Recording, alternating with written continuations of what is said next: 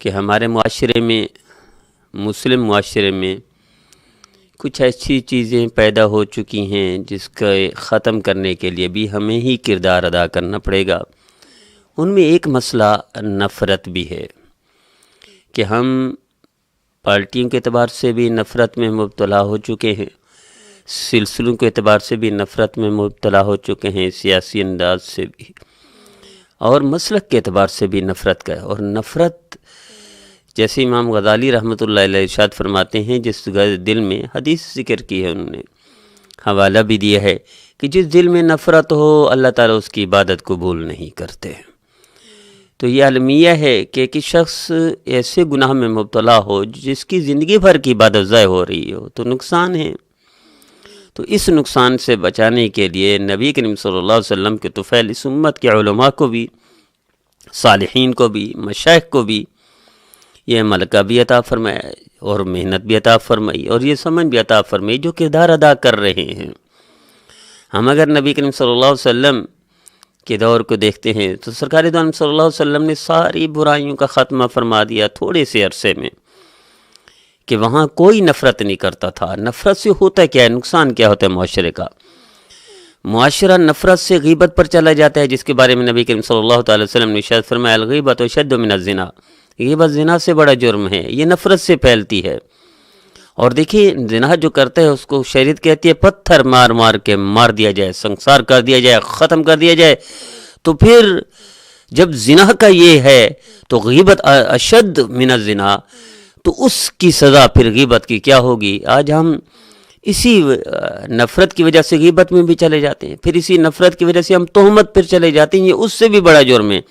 زنا کی سزا سنسار کر دینا، پتھر مار مار کر ختم کر دینا، اور غیبت اس سے بڑا جرم ہے، اس کی سزا کیا ہوگی؟ تہمت اس سے بھی بڑا جرم ہے، کیا ہوگی؟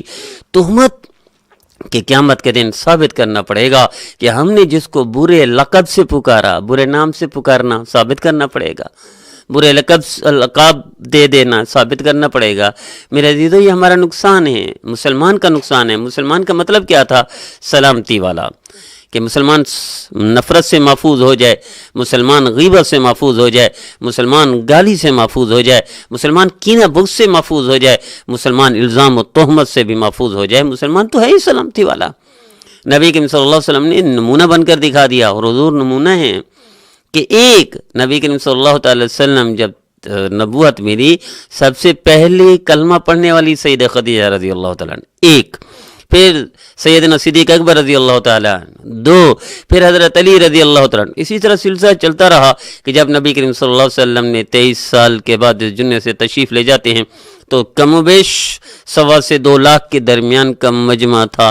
یہ 22-23 سال کی محنت اور اسلام کا جھنڈا پوری دنیا میں لہرا دیا۔ تو کیا ہم یہ کردار، ہم نبی کریم صلی اللہ علیہ وسلم کو اسوہ حسنہ حضور کی زندگی کو دیکھ کر اگر ہم اپنے معاشرے کو، ہمارے وطن پاکستان کو، اور خصوصاً عالم اسلام کو ہم یہ کردار ادا نہیں کر سکتے کہ 23 سال میں اسلام کا جھنڈا پوری دنیا میں لہرا دیا، پوری دنیا میں پیغام پہنچ گیا، پوری دنیا سے نفرت ختم ہو گئی، پوری دنیا سے غیبت ختم ہو گئی، مسلمانوں میں پوری دنیا سے کینہ بغض ختم ہو گیا۔ کہ 200 سال کے بعد امام بخاری رحمۃ اللہ تشریف لاتے ہیں، وہ فرماتے ہیں میں نے جب سے یہ فرمان نبی کریم صلی اللہ علیہ وسلم کا پڑھا، میں نے زندگی بھر غیبت کا کوئی ایک جملہ نہیں بولا۔ جب 200 سال بعد کا یہ حال ہے تو حضور کے دور کے کیا کہنے؟ وہ معاشرہ کی سلجھا ہوا نہیں تھا، معاشرہ اسی طرح ہماری طرح کا تھا میرے عزیزو، لیکن نبی کریم صلی اللہ تعالی وسلم کی محنت نے، حضور نے تربیت فرمائی۔ میں کہا کرتا ہوں نبی کریم صلی اللہ تعالی وسلم نے کوئی روڈ نہیں بنائے، کوئی اسکول کالج نہیں بنائے، کوئی یونیورسٹیاں نہیں بنائی، نبی کریم صلی اللہ تعالی علیہ وآلہ وسلم نے تربیت فرما دی۔ وہ ایسی تربیت تھی کہ گالی دینا سوچنا بھی مشکل تھا، غیبت کرنا سوچنا بھی مشکل تھا، نفرت کرنا سوچنا بھی مشکل تھا، اپنی جان کی قربانی دے کر دوسروں کو بچاتے تھے۔ ایسا معاشرہ تشکیل دیا۔ نبی کریم صلی اللہ علیہ وسلم نے ڈائریکٹ بھی نصیحت فرمائی اور انڈائریکٹ بھی، 2 قسم کی تربیتیں فرمائی۔ ایک یہ ہے کہ مثلا یتیم کے ساتھ ایسا سلوک کرو گے تو قیامت کے دن جنت میں ایسے ہوں گے، اور ایک یہ کہ نبی کریم صلی اللہ علیہ وسلم نے خود کر کے دکھا دیا کہ جس معاشرے میں عیب سمجھا جاتا تھا اس معاشرے میں کندھے پر نبی کریم صلی اللہ علیہ وسلم نے یتیم کو اٹھا کر سب کے سامنے عید کے والے دن تشریف لائے۔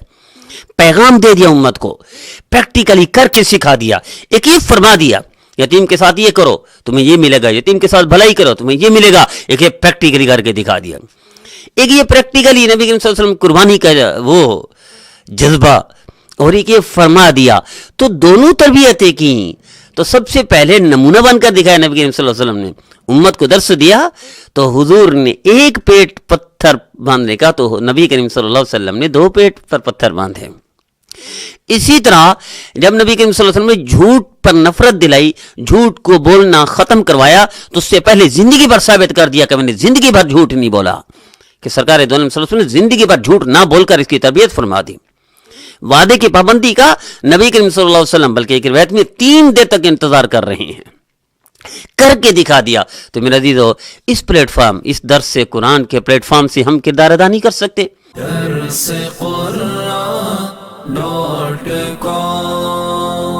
www.darsequran.com